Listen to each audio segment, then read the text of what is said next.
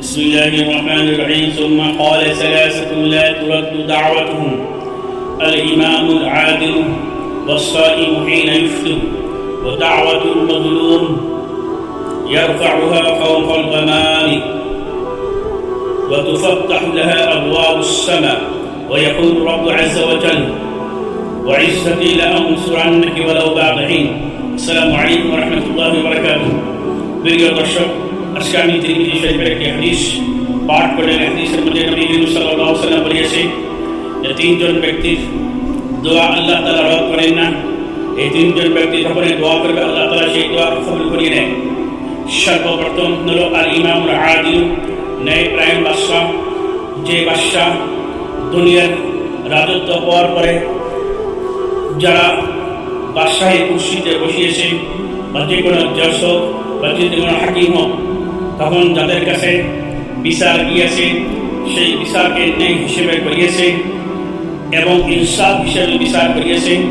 যে কোনো বাদশাহ হোক, যে কোনো দায়িত্বশীল মানুষ যখন দায়িত্বে থাকে তার কাছে যখন জনতার বিচার যায়, সেই বিচার যদি ন্যায় এবং ইনসাফ হিসেবে আদায় করে, সেই বান্দার ব্যাপারে, সেই আদিল বাদশার ব্যাপারে নবী করিম সাল্লাল্লাহু আলাইহি ওয়াসাল্লাম বলেছে, তখন সেই বাদশাহ, সেই আদিল বাদশাহ, ন্যায়পরায়ণ বাদশাহ যখন দোয়া করে, সেই দোয়াকে আল্লাহ তাআলা কবুল করে নেন। তারপরে দ্বিতীয়জন মানুষের ব্যাপারে বলেছেন নবী করিম সাল্লাল্লাহু আলাইহি ওয়াসাল্লাম, রোজাদার বান্দা যখন রোজা খোলার সম্মুখীন হয় বা ইফতারি করার আগে যেটা টাইম দোয়া কবুল হওয়ার, সেই টাইমে যখন রোজাদার বান্দা রোজা খোলার সমকালীন দোয়া করে, সেই দোয়াকে আল্লাহ তাআলা কবুল করিয়ে নেন। 3 নম্বর ব্যক্তির ব্যাপারে নবী করিম সাল্লাল্লাহু আলাইহি ওয়াসাল্লাম বলেছে মজলুম।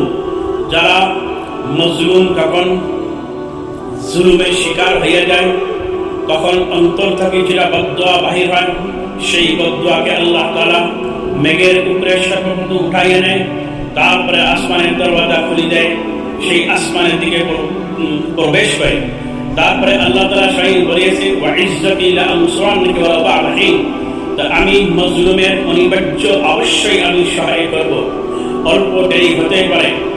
মজলুমের ব্যাপারে এখানে বলেছে নবী করিম সাল্লাল্লাহু আলাইহি ওয়াসাল্লাম, যখন কোনো মানুষের জুলুমের শিকার হয়ে যায়, যারা জুলুমের শিকার হয়েছে তারা জানে জুলুম এটা কিরকম বস্তু। এই জন্য যখন ফিরআউন মুসা ইসলামের কওমের উপরে যেরকম নির্যাতন করিয়েছিলেন, যেরকম জুলুম করিয়েছিলেন, আল্লাহ তাআলা অনিবার্য মুসা ইসলাম এবং মুসা ইসলামের কওমকে সহায় করিয়েছিলেন।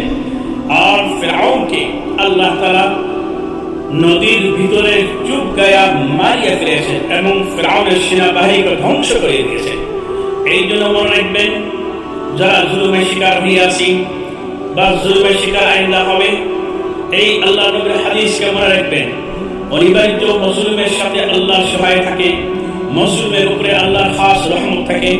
শুধু একটি পরীক্ষার লোক হিসেবে অল্প দেরি হতে পারে, কিন্তু মজলুমের সহায় দুনিয়ার ইতিহাস আপনি পাল্টাইয়া দেখেন, দুনিয়া সৃষ্টি থেকে নিয়ে কিয়ামত পর্যন্ত ইনশাআল্লাহ মজলুমের সাথে আল্লাহ সহায় থাকবে। আর যারা জুলুম করে তাদের ব্যাপারে আল্লাহ তাআলা বলে দিয়েছে ইন্নাল্লাহা লা ইউহিব্বুল যালিমিন। আল্লাহ তাআলা জালিমকে পছন্দ করেন না। তো আল্লাহ তাআলা জালিমকে পছন্দ করেন না, এটা আল্লাহর ভাষা, এটা ডেঞ্জার ভাষা। আল্লাহ তাআলা জালিমকে পছন্দ করেন না, তার মানে হলো জালিমের সাথে আল্লাহর কোনো সহায়, কোনো মদদ থাকে না। হ্যাঁ, দুনিয়াতে অল্প কিছু ঢেল দেয়। কোরআনে কারীমের মধ্যে বলেছে ইন্নামা নুমলি লাহুম ইন্না কাইদি মাতিন। আমি জালিমকে অল্প ঢিল দেই, ঢিল দেওয়ার পরে যখন আমি ধরা শুরু করি, তখন আর ওর বাঁচার উপায় থাকে না। নমরুদ যেরকম জুলুম করিয়েছে, নমরুদকে আল্লাহ ঢিল দিয়েছে, কিন্তু যার উপরে জুলুম করেছে তাদের উপরে সহায় তারা পেয়েছে। আর নমরুদের হাসর দেখেন কিরকম হয়েছে। এরকম পৃথিবীর যত বাদশা মানুষের উপরে নির্যাতন করিয়েছে, জুলুম করিয়েছে, তাদের সঙ্গে আল্লাহর কোনো সহায় নেই, বরং সে তাদের উপরে জুলুম করিয়েছে, তাদের সঙ্গে আল্লাহ সহায় হয়েছিলেন। এইভাবে আমরা অনেক ইতিহাস দেখিয়েছি, পড়িয়েছি।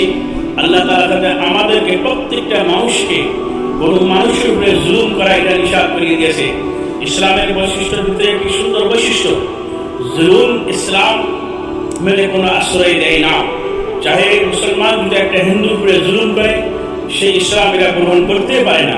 যে কোনো মানুষ হোক না কেন, তার উপরে জুলুম করা, অত্যাচার করা, নির্যাতন করা, এটা ইসলামের মধ্যে কোনো জায়গা নেই। এই জন্য আমরা একজন আরেকজনের উপরে জুলুম থেকে আমরা বাঁচার এবং বিরত থাকার চেষ্টা করবো ইনশাআল্লাহ তাআলা।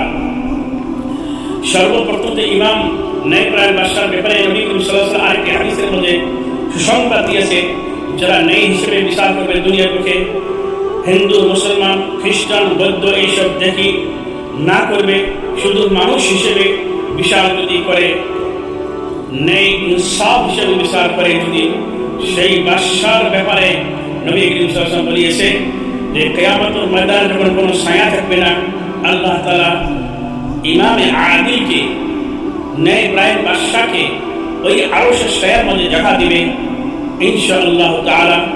যারা দায়িত্বতে আছি, আমরা মহান দায়িত্বের মধ্যে আছি, জজ হোক, হাকিম হোক, বাদশাহ হোক, এদের কাছে তো মানুষের বিচার নিয়ে দেবে। এরা যদি সঠিক হিসেবে বিচার করে, আল্লাহর বহু পুরস্কার রয়েছে। আল্লাহ তাআলা সবাইকে ন্যায় হিসেবে বিচার করার জন্য তৌফিক নসিব ফরমাও। ওয়া আখিরু দাওয়ানা আলহামদুলিল্লাহি রাব্বিল আলামিন।